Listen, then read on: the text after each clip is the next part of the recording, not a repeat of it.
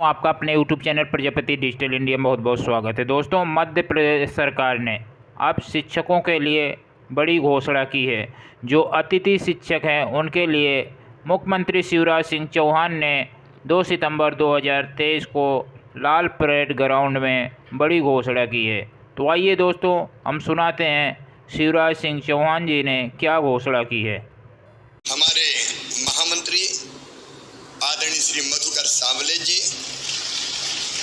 आदरणीय शिव कुमार चौबे जी, मध्य प्रदेश सामान्य वर्ग आयोग के अध्यक्ष आदरणीय रमेश चंद्र शर्मा जी, मध्य प्रदेश राज्य कर्मचारी कल्याण के काम में लगे हुए हैं, आदरणीय वेद जी, योग आयोग के अध्यक्ष प्रहलाद भारती जी, उपाध्यक्ष पाठ्य पुस्तक निगम बहन रश्मि अरुण समी जी, संजीव जी, अनुभा जी, सत्येंद्र जी, हमारे सभी अतिथि शिक्षक संगठनों से भाई मनोज जी, भाई तूफान जी, भाई सुनील जी, संतोष जी, के पवार जी, ब्रजेश जी, अरुणगिरी जी और मेरे प्रिय अतिथि शिक्षक बहनों, भाइयों, बेटे बेटियों,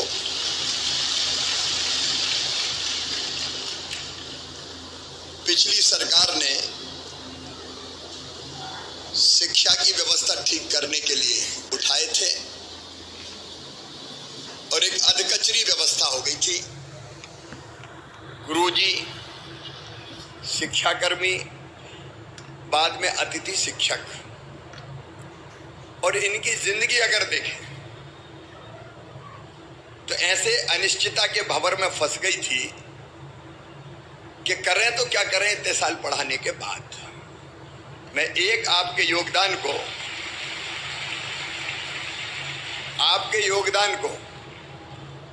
मैं कभी भुला नहीं सकता। जब रेगुलर शिक्षक नहीं थे तब अतिथि शिक्षक के रूप में आपको पढ़ाने का दायित्व सौंपा गया और मुझे प्रसन्नता ये कहते हुए कि अधिकांश अतिथि शिक्षकों ने पूरी कर्तव्य निष्ठा के साथ अपने दायित्व का निर्वाह किया, अपने दायित्व को निभाया। आप वो हैं जिन्होंने हमारी शिक्षा की गाड़ी को आगे बढ़ाया। बच्चों को आप लगातार गांव-गांव में पढ़ाते रहे। मैं आपको इसके लिए हृदय से धन्यवाद देता हूं। आज मैं शिक्षा पे कोई भाषण देने नहीं आया, क्योंकि वो समय समय पे हमारी चर्चा होती रहती है। लेकिन मित्रों, मैं अपनी ड्यूटी मानता हूं कि जिन लोगों ने जी जान से अपने सामर्थ्य और अपने क्षमता के अनुरूप बच्चों को विद्या का दान दिया, उनकी जिंदगी भी कुछ बेहतर की जाए। अनिश्चितता के भंवर में वो लगातार लटके ना रहें। प्रदेश के 67,910 अतिथि शिक्षकों का वेतन हुआ दोगुना। दोस्तों, देख सकते हैं, अतिथि शिक्षक वर्ग ए में जिनकी तनख्वाह 9,000 थी उनको अब दोगुना कर दिया गया, 18,000 कर दिया गया है, और जिनकी तनख्वाह 7,000 थी उनको 14,000 कर दिया गया है, और वर्ग 3 में 5,000 से 10,000 कर दिया गया है। अभी अलग अलग पीरियड के अनुसार आपको मानदेय देने की व्यवस्था है। अब ये पीरियड के हिसाब से नहीं होगी, अब महीने के हिसाब से मानदेय की व्यवस्था होगी। और मानदेय भी जो हम तय कर रहे हैं, वर्तमान जो होता है, अतिथि शिक्षक वर्ग 1 9,000, इसके स्थान पे 18,000 रुपया दिया जाएगा। अतिथि शिक्षक वर्ग 2 7,000, उसकी जगह 14,000, और 3 को 5,000 की बजाय 10,000 रुपया ये मानदेय किया जाएगा।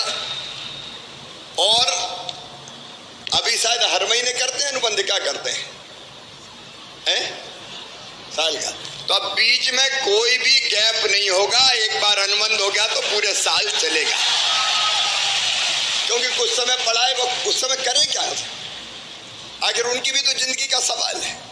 और इसलिए एक बार अनुबंध का मतलब साल भर उनकी सेवाएं चलेंगी। लेकिन इसके साथ साथ अब इस अनिश्चितता के भंवर से निकालने की भी एक परमानेंट कोई योजना बनानी पड़ेगी। और इसलिए हम एक शिक्षकों की भर्ती में अभी तक अतिथि शिक्षकों को केवल 25% का आरक्षण था, अब 50% बढ़ा के किया जाएगा।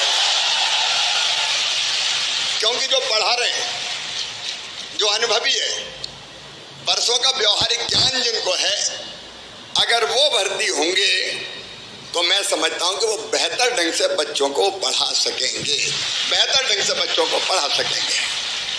और ये व्यवस्था अगली भर्ती से ही जैसे होती है तत्काल हम लागू करने का काम करेंगे।